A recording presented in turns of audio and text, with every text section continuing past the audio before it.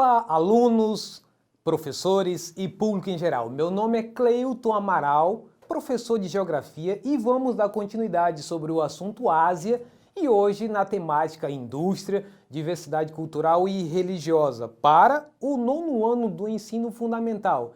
Então veremos aí um pouco sobre o continente, sobre as indústrias, cultura, religiosidade e, com maior ênfase nessa aula de hoje, sobre economia da Ásia. Então, indústria e seus fatores iniciais. Então, na Ásia eu tenho indústrias voltadas para a produção e exportação de produtos associados a alto investimento em educação e geração de tecnologia. Também a implementação de políticas somente de curto prazo para atrair indústrias estrangeiras que se instalam nos países em busca de mão de obra e matérias-primas baratas, isenções fiscais e leis trabalhistas pouco rigorosas. Aqui a gente abre um parênteses para o caso da China, que por muitas décadas foi alvo disso aí e, como consequência, muitos países se tornaram dependentes disso.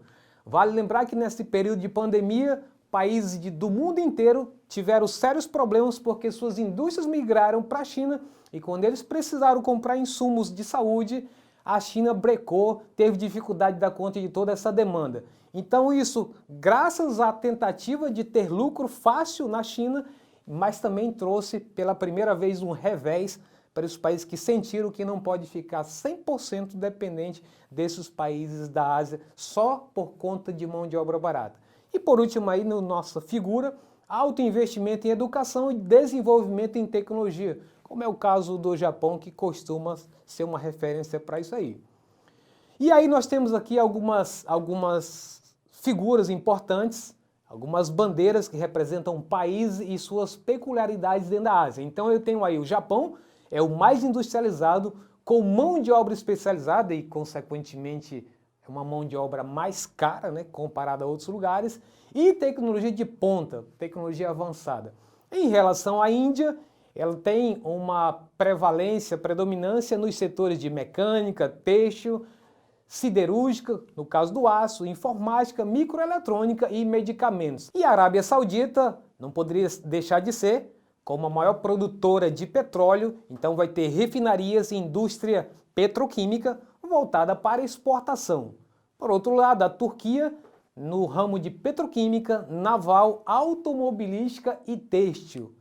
E aí a China, crescimento mais elevado em função da mão de obra barata e matéria-prima abundante. E o mercado consumidor com mais de 250 milhões de pessoas que estão na classe média.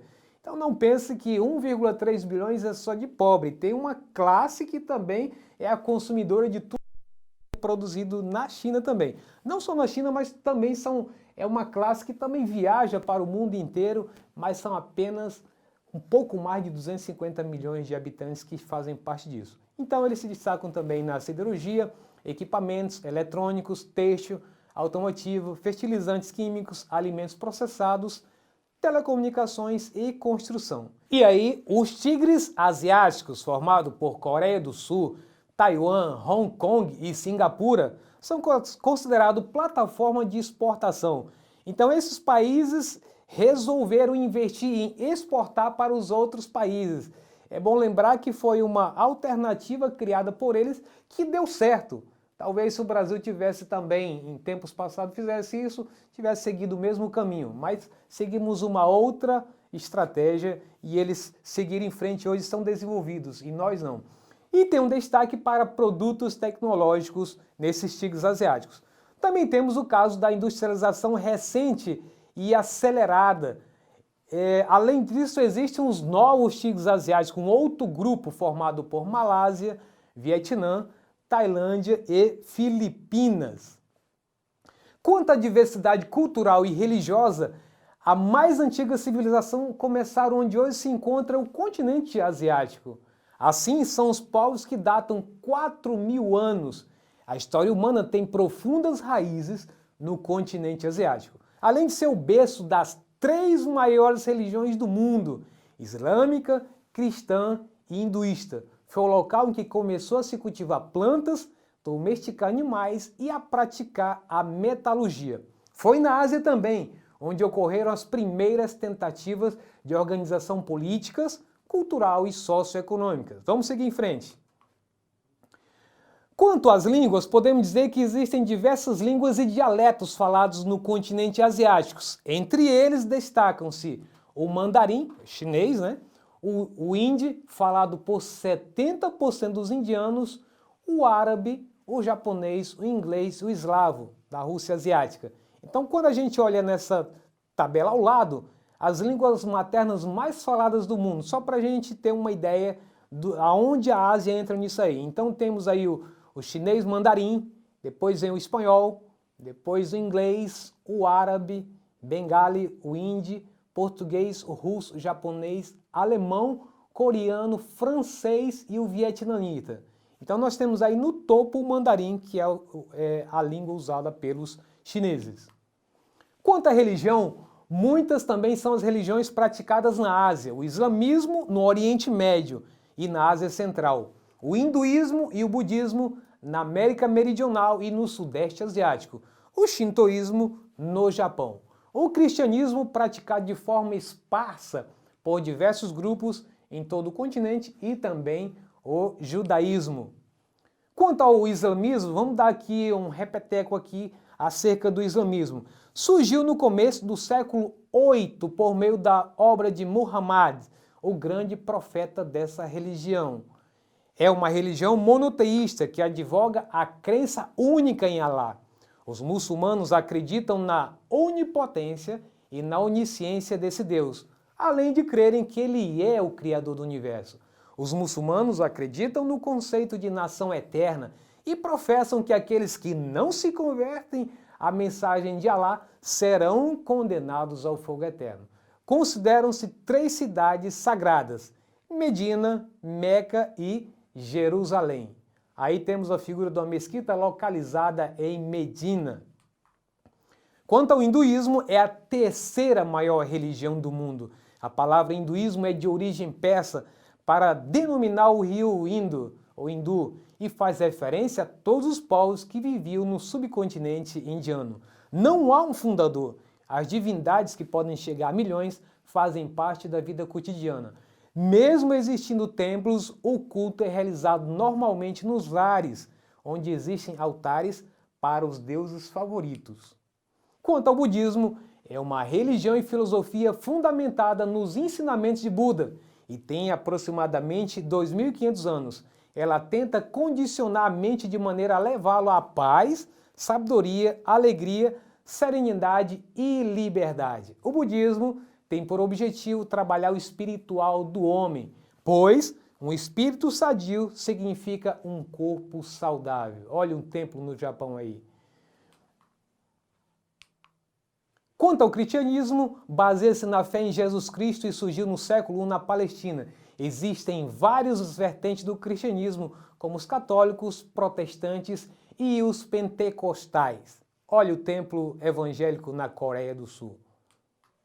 Quanto ao shintoísmo, é a única religião que pode ser considerada genuinamente japonesa, tendo origens mesclando-se com o próprio povo japonês. Ao contrário do budismo, de origem indiana e influência chinesa, o shintoísmo é dominante apenas no Japão. O judaísmo é a religião monoteísta mais antiga do mundo. Originou-se por volta do século 8 a.C., quando Deus mandou Abraão procurar a terra prometida.